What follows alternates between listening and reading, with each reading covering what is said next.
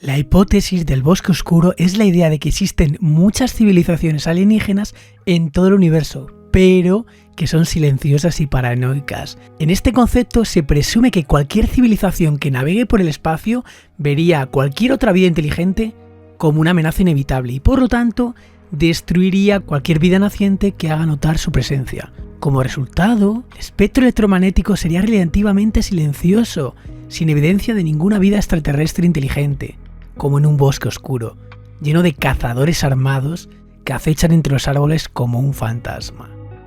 La hipótesis fue descrita por el astrónomo y autor David Brin en su resumen de 1983 de los argumentos a favor y en contra de la paradoja de Fermi, para la cual esta hipótesis del bosque oscuro es una posible solución. Y te preguntarás si cabe, ¿qué es la paradoja de Fermi? Bueno, la paradoja de Fermi es esa aparente contradicción que hay entre las estimaciones de que afirman que hay una alta probabilidad de que existan otras civilizaciones inteligentes en el universo y la ausencia de evidencia de dichas civilizaciones. Pues bien, esta hipótesis del bosque oscuro, que realmente la creó un autor de ciencia ficción chino que se llama Liu Cixin en un libro que se llamaba El problema de los tres cuerpos y luego en otro libro que se llamaba El bosque oscuro, que era una trilogía, plantea esta posible explicación. Pero no te quedes aquí porque es simplemente un anclaje que quiero fijar en tu cerebro ahora mismo en esa altura de episodio que está empezando para desarrollar mucho más temas fascinantes. Resulta que los bosques oscuros están creciendo. Crecen porque ofrecen protección psicológica y una coraza para la reputación. Nos permiten dentro del bosque oscuro ser nosotros mismos, porque sabemos quién más está ahí. Por eso la importancia de las comunidades, de los grupos privados. Ten en cuenta que comparado con la promesa de libertad de los canales de comunicación de masas, con sus grandes riesgos, también sus grandes recompensas y su definición de moderación, los bosques oscuros son mucho más escandinavos gracias a la seguridad emocional y social que proveen. Piensa que limitan el impacto negativo de tener una mala imagen, así como los beneficios de una conversación más abierta gracias a una audiencia limitada, contenida y controlada. Este es un intercambio que cada vez más y más gente está dispuesta a hacer. Por eso, por ejemplo, Alex Hormozy compró Skool, la compañía de membresías y de comunidades privadas. Piensa que en un mundo controlado en el futuro por la inteligencia artificial y la inteligencia artificial generativa, en el exterior cualquier cosa es susceptible y va a serlo de ser generado por inteligencias artificiales. Esto no lo digo yo, lo dice gente como Sam Altman o el CEO de Nvidia, que dentro de 5 años posiblemente el 90% del contenido que veas en internet esté generado por inteligencias artificiales. No solo eso, la inteligencia artificial te va a permitir rastrear cualquier tipo de actividad en el exterior que podría dañar tu reputación, no solo dañarla, crear contenido simulando tu voz, tu estilo, y que el resto de la gente pudiera tomarlo como cierto. Y de esta forma, como te estoy contando, quizás veamos el surgimiento de los bosques oscuros digitales o de internet.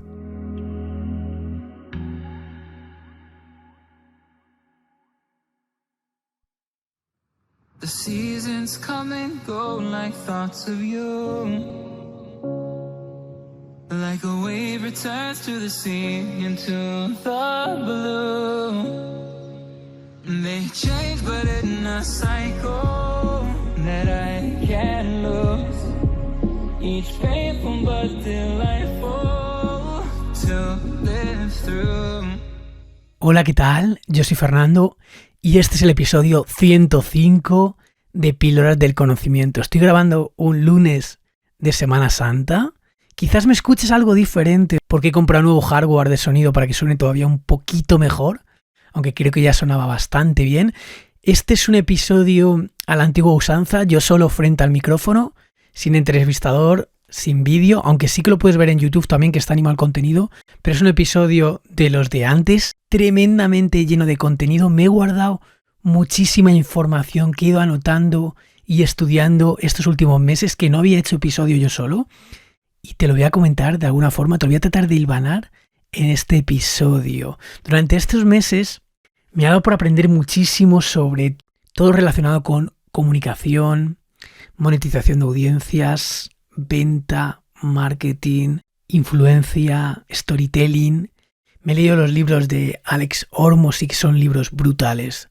100 Million Offers, 100 Million Leads. También los libros de Russell Brunson, Dot-Com Secrets, Expert Secrets, Traffic Secrets, Storytelling Secrets también.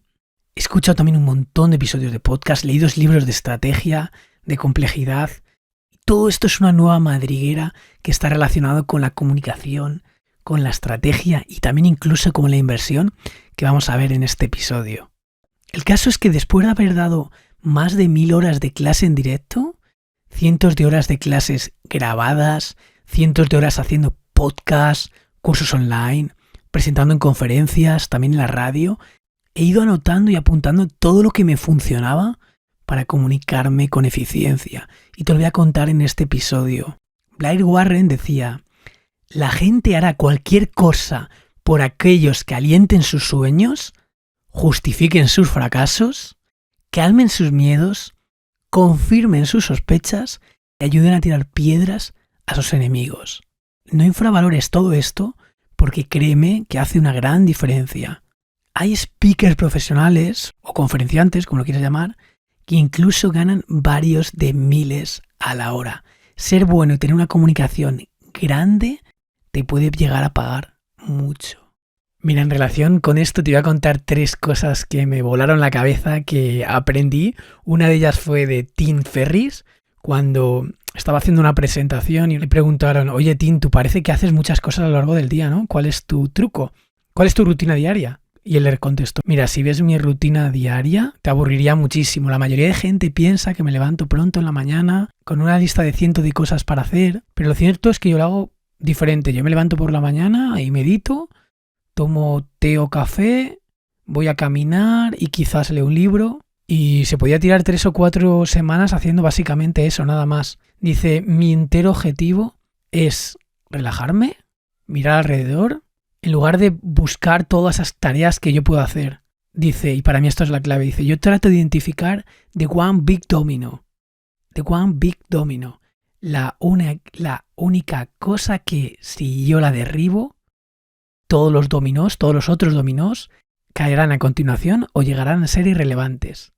Cuando leí esto fue como un aha moment, que le llaman los ingleses. Esto adaptado a marketing, Branson dice que es la única cosa que tú tienes que hacer que alguien crea y que a continuación derribará todas sus otras objeciones o las hará completamente irrelevantes o simplemente desaparecerán. Continuando con Branson, cuenta algo también muy curioso. Cuenta cómo llegó a hacer en una comunicación que fue la primera vez, o en una presentación que fue la primera vez que derribó la barrera de $1 millón.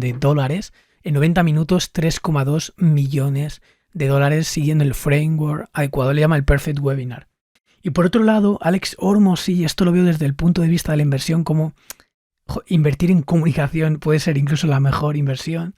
Dice: bajo mi punto de vista, yo tengo un promedio en vida de inversión de un 36, es decir, un 3.600% de ROI. Esto significa que cada dólar que dedica a comunicación o a publicidad obtiene $36 de vuelta. Dice: alguna gente construye su riqueza en la bolsa de valores, en stock market, otros en real estate, o sea, es decir, inversión inmobiliaria, y yo construyo la mía en advertising, en publicidad. Dice: este año yo sobrepasé los $100 millones en patrimonio neto a la edad de 32 años. ¡Wow! Masterizando la comunicación. Y ten en cuenta que la mayoría de la comunicación que llevamos a cabo en nuestro día a día es espontánea, no planeada. En el mejor de los casos, al principio estuvo planeada, se fijó una estrategia, se repitió y surge casi de forma espontánea. No se nota esa planificación y ese trabajo previo. Ten en cuenta también que el 85% de la gente que habla en público dice ponerse un poco nerviosa cuando habla en público y seguramente el otro 15% esté mintiendo. Y relacionado con esto de ponerse nervioso o no comunicando en público, Me gustó mucho un correo que recibí estas semanas de Irra Bravo, que es amigo, y decía que la gente le sorprende como en persona es más humilde de lo que parece en los correos. A mí también me ha parecido cuando le conocí en persona. Y precisamente pone en relieve la importancia de estos contrastes a la hora de comunicarte. Contaba que estaba viendo la presentación de dos compañeros suyos, Mago More y otro compañero, y decía, joder, qué bien lo hace, ¿no? ¿Y sabes lo que él pensó nada más salir? Según él, la verdad verdadera, pensé literal. Dice, soy el puto Irra Bravo, el mejor copywriter del mundo. He cambiado la vida de miles de negocios estos años porque tengo un talento salvaje y los cojones más gordos que la cabeza. Y ya que estamos, me vais a comer la polla. Literalmente esto es lo que pone Irra en su correo. Dice, esto fue lo que pensé, tal cual, no es broma. Y al acabar mi intervención, Dani me dijo, Dani es el otro que hizo la conferencia, dice, eres el puto amo, has transmitido justo eso. Has hablado con una seguridad de puto amo. Y dice, yo no le había dicho nada, pero él con una experiencia de años lo vio. Vio lo que yo sentí en ese escenario, vio lo que yo me dije a mí mismo. Nunca olvides eso, la persona a quien más escuchas es a ti mismo, háblate bien, no me jodas. Y Mago More dice, cuando Isra sale a hablar, sabe que es el puto Irra Bravo y se lo cree de verdad. Y cuando acaba, es un tío humilde. Algunos se bajan del escenario y se siguen creyendo más que los demás, esos son gilipollas. Y dice Isra, ¿quieres triunfar en la vida? Tienes que ser el puto amo un rato cada día. Dejando un poco de lado el léxico que pueda ser más o menos malsonante, el caso es que cuando ves a alguien pasándolo mal presentando, la audiencia también sufre. Y lo que sueles hacer es o desconectar o simplemente sonreírle y afirmar para tratar de ayudarle. Y lo que está haciendo aquí Irra Bravo con sus palabras, pero es un cambio de marco. Primero, por un lado, aceptar que es normal que estés nervioso, eso quiere decir que te importa algo. Y clave, tomárselo como una conversación con la audiencia. Así lo hago yo, así trato de dar clase. Decir, oye, no pasa nada porque salga mal, yo sé que soy bueno haciendo esto, lo he hecho miles de veces. Y conversas con la audiencia. Sabes que puedes conversar de cualquier cosa. Entonces eso te da una seguridad en ti mismo muy grande. Y te voy a comentar los trucos más claves que yo he aprendido. De hecho, 2 claves básicas en cualquier ponencia grande en público es tratar de generar el vínculo con la audiencia haciéndoles preguntas retóricas cuya respuesta es un sí fácil. De hecho, en grandes ponencias lo verás si te fijas.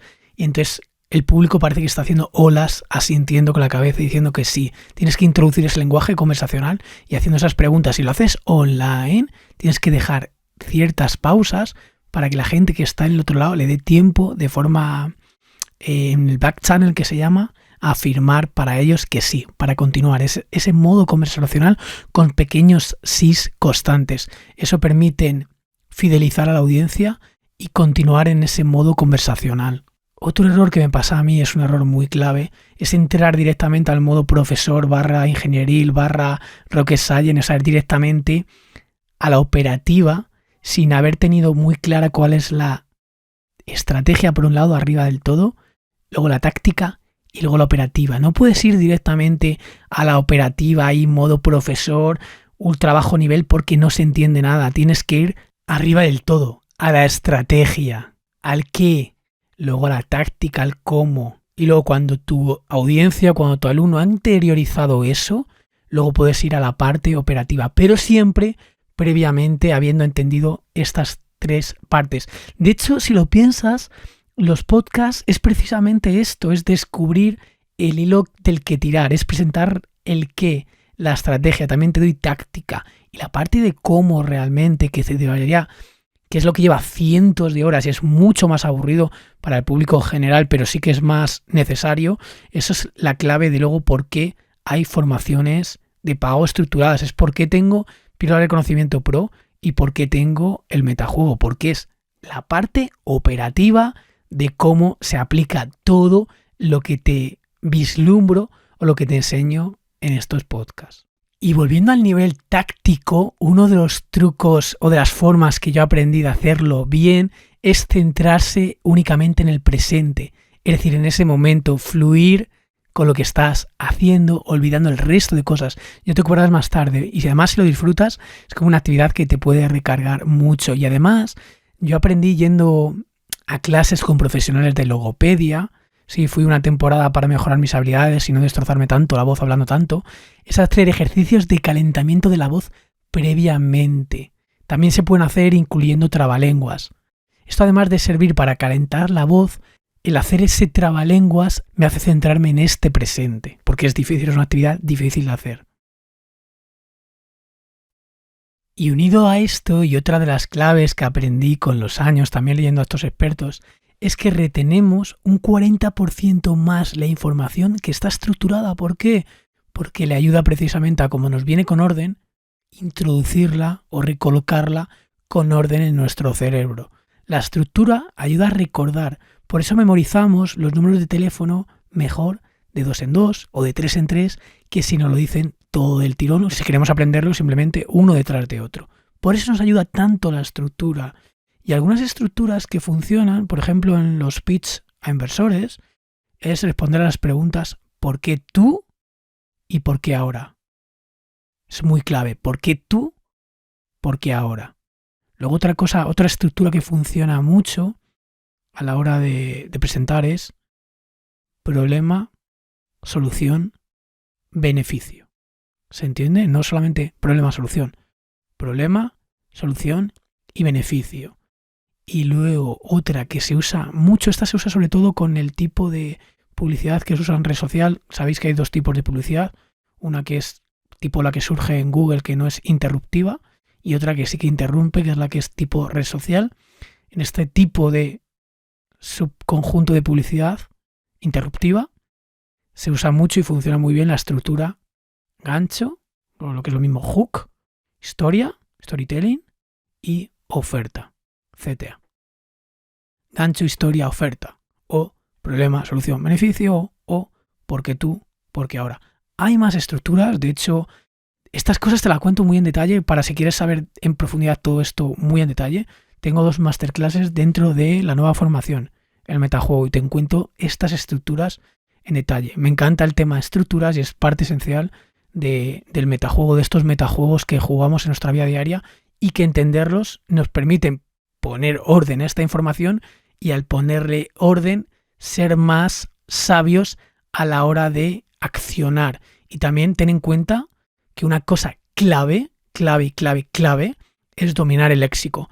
Cuando dominas el léxico tienes mucho más poder de acción. Y relacionado con esto, otra cosa clave cuando tienes esa confianza en ti mismo y te permites incluso estar nervioso, también es permitirse, atreverse a ser aburrido. Es lo que llaman en inglés dare to be dull. Y también me ayuda siempre que se pueda, ya lo sabes, ver las cosas como una oportunidad, hacer ese reframing, ese cambio de marco como una nueva oportunidad.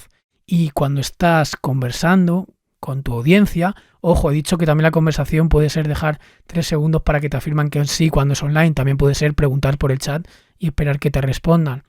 Clave para no contagiar un nerviosismo al público es bajar las revoluciones y escuchar.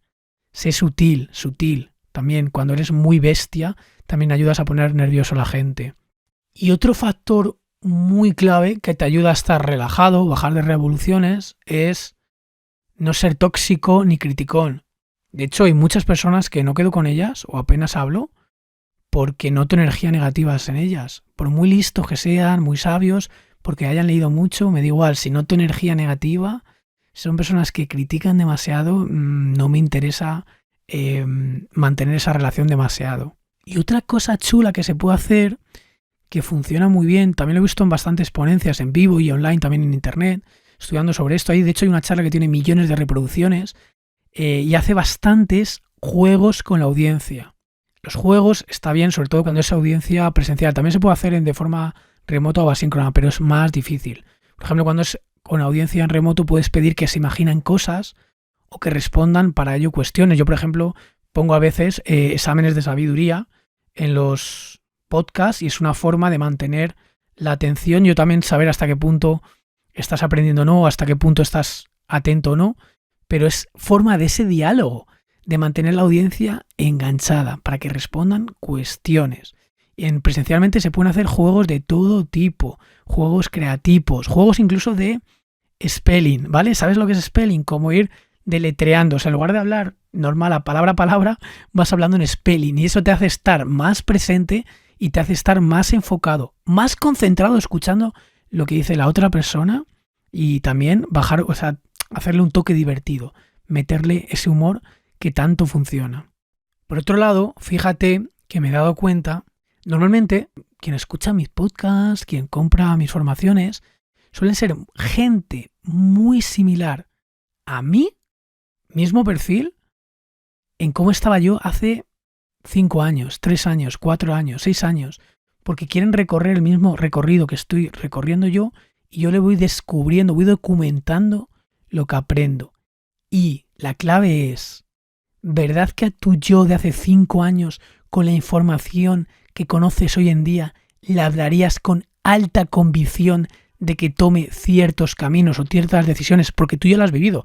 Y a tu yo le hablarías con muchísima convicción para que hiciera aquello en lo que tú te estabas equivocado o aquello en lo que tú te paralizaste. Bueno, pues cuando tú tienes esa convicción, ese fuego interno, y le hablas a tu oyente ideal de la forma que te hablarías a ti hace 5 años, eso genera un contagio emocional muy grande que mueve a la acción. Y relacionado con otro aspecto, además de la convicción, resulta que hay personas que ante preguntas o problemas necesitan un tiempo para pensar, tomar decisiones y poder responder, mientras que otros son capaces de dar con la respuesta en cuestión de nada, instantáneo o muy pocos segundos. ¿Pero por qué existe esta diferencia? Bueno, pues un grupo de investigadores de la Universidad de Queensland, en Australia, estudió el motivo de esta diferencia. Resulta que cogieron a los participantes y les hicieron 2 pruebas diferentes. La primera era para hacer un test de inteligencia y de personalidad.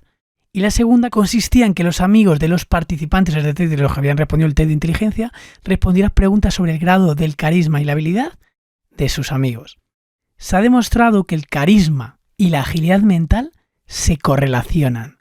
Resulta que la rapidez mental es esa capacidad que tenemos de sacar de la memoria o de evocar rápidamente según las circunstancias particulares a las que nos enfrentamos. Y claro, esta velocidad de respuesta es crítica para un montón de interacciones sociales que realizamos.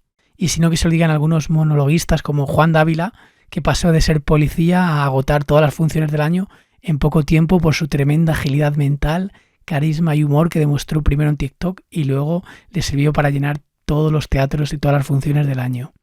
Así que parece que conocer la respuesta correcta a una pregunta difícil parece ser menos importante que ser capaz de considerar un gran número de respuestas en poco tiempo. Si quieres ser una persona carismática, especialmente en el escenario, deberías preocuparte más de tu velocidad para responder a si realmente conoces las respuestas correctas. Parece que los resultados de estos investigadores muestran que la inteligencia social es más que solo saber qué es lo que se debe hacer.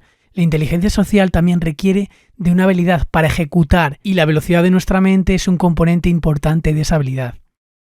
En este sentido, si entienden los roles de personalidad de Belbin, que es un tipo de clasificación en 8 tipos especialmente para organizaciones o para empresas o para colectivos en función del trabajo a realizar. Esto ya digo que lo expando muchísimo más en el metajuego, pero quédate con que hay 8 arquetipos: el cerebro, el evaluador, el especialista, el impulsor, el implementador, el finalizador, el coordinador y el cohesionador. Y haciendo el test, yo he hecho el test, también lo han hecho los alumnos del metajuego, y en mi caso me sale como rol predominante el cerebro y como secundario el impulsor. Y te sirve para identificar cómo eres con sus pros y sus cons. En mi caso, las contras son fundamentalmente mi tendencia a ser despistado y olvidadizo. Y relacionado con esto, con el carisma, la personalidad, etc., en otro libro que me leí estos meses, se llama Implacable, de bueno a excelente e imparable, de Tim Gruber, que fue el mentor de Michael Jordan, de Kobe Bryant, de Dwayne Wade, entre otros.